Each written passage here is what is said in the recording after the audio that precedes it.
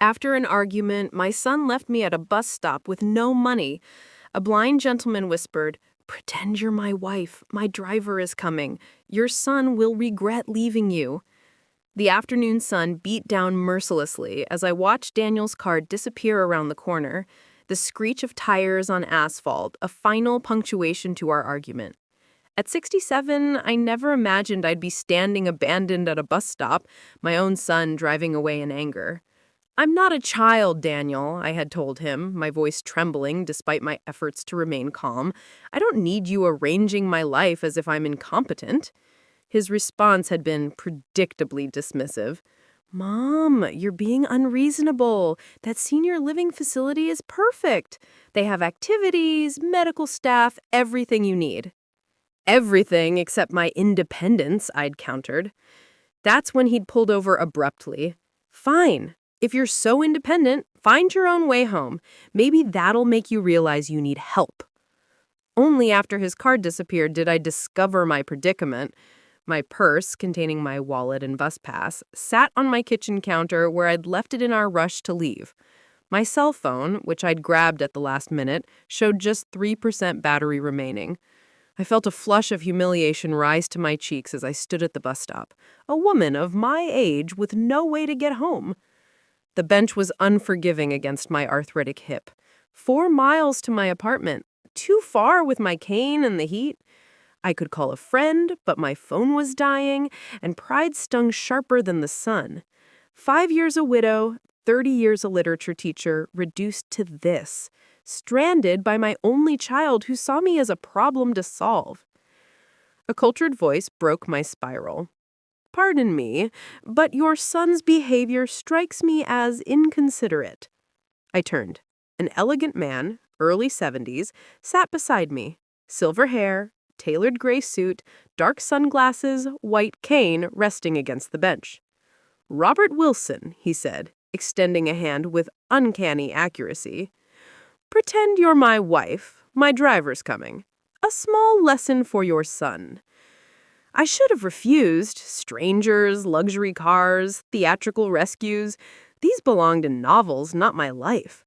Yet something in his tone, warm, conspiratorial, knowing, disarmed me. "Martha Collins," I heard myself say, taking his hand. His grip was firm, reassuring. A sleek black car pulled up. "James will take you home," Robert said smoothly. "Or tea first, if you'd like. My home's nearby." I hesitated. My phone beeped its final warning. The apartment offered only silence and Daniel's echo. "Tea would be lovely," I said, stepping off a cliff. The mansion was breathtaking. Colonial revival, columns, gardens blooming in orchestrated color. James helped Robert with practiced ease. I followed, marveling. "Humble abode," he quipped, sensing my awe. "Familiar surroundings comfort me, especially since losing my sight." The garden room was a conservatory of light and wicker, windows framing manicured grounds. Tea arrived on delicate china. Earl Grey, lemon biscuits, tiny sandwiches. Robert poured with dexterity that struck me as too precise. "You seem remarkably well adjusted," I said, probing. "One adapts or becomes bitter," he replied. "I chose the former." His fingers trailed surfaces, counting steps under his breath. Subtle, but not subtle enough. Something was off. I told him about Daniel's campaign to move me into assisted living, the tour he sprung on me, the argument that ended here. "I think he thinks I'm incapable," I said, voice cracking. Robert listened, head tilted, expressions mirroring my tone perfectly. "Children see parents as problems to solve," he said. "My daughter, Sophia, tried managing me after my sight failed. It took time for her to see my competence." Sophia burst in, early 40s, striking, burgundy suit. "Dad, James mentioned a guest." Her eyes assessed my practical dress, my cane. Protective calculation. I explained at the bus stop. Her face softened.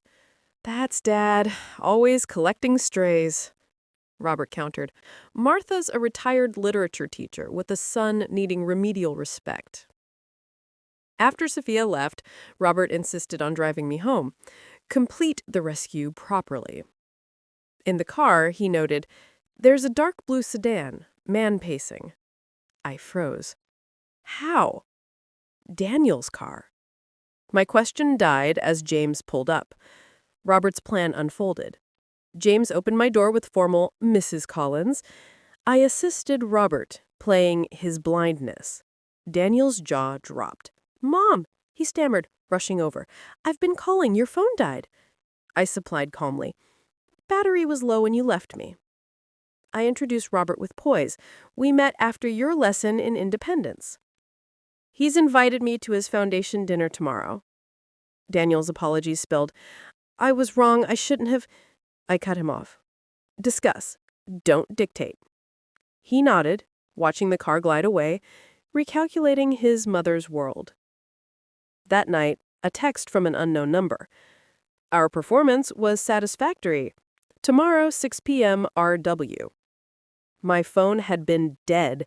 How did he have my number? The first crack. Morning brought a delivery. A deep blue dress, cashmere wrap, sapphire earrings, note in flowing script. "Sophia's taste, my choice of color. Disregard if not to your liking. RW." Presumptuous, but the fabric felt like possibility. I hung it carefully, fingers lingering. Daniel called. "I researched Robert Wilson. Forbes says $3 billion. Security tech. Reclusive since going blind. Mom, be careful." I laughed.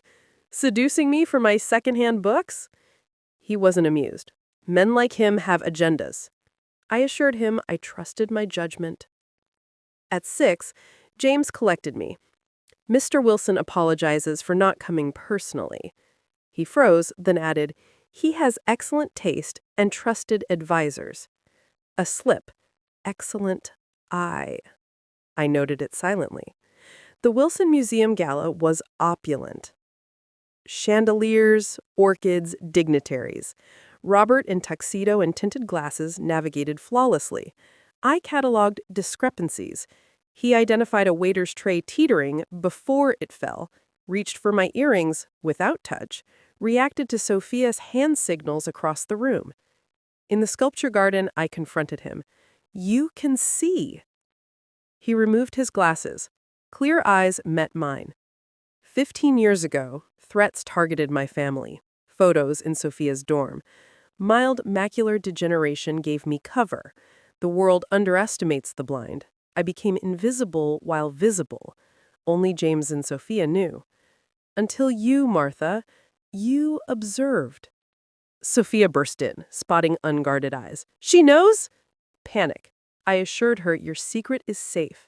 Robert trusted me. Sophia would learn to. Daniel's agency won the Foundation's literacy campaign contract. "Sophia grilled us, then hired us mid-presentation," he marveled. I smiled, complicit. "Merit," I lied. Weeks blurred into private dinners, no glasses, no cane, candlelit risotto, unguarded laughter. Public outings required performance. Robert's touch lingered, his gaze warmer. One night, he confessed, "The deception protected me, but imprisoned me. You unlocked the door." Then Victor Reeves' article, "The Curious Case of Robert Wilson's Selective Blindness." Photos from the gardens, me guiding a blind man. Sophia's war room convened. Lawyers urged a miracle recovery. Robert turned to me. "What would you do?" "Tell the truth," I said, "not because you're caught, but because you're tired of hiding." He nodded. "Will you stand with me?" I took his hand. "Yes." The press conference was electric. Robert entered without props, vision sharp. "For 15 years, I maintained a fiction." He explained threats, privacy, the prison of pretense. I stood beside him. Martha Collins, educator and companion. Questions flew, we answered with dignity. The fallout was fierce. Outrage, fascination, tabloid frenzy.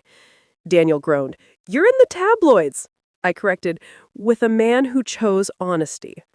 Sophia adapted, steering the Foundation through transparency initiatives. Donations surged, business stabilized. 6 months later, on the bus stop anniversary, Robert proposed with a sapphire ring. Marry a reform fraud? I laughed.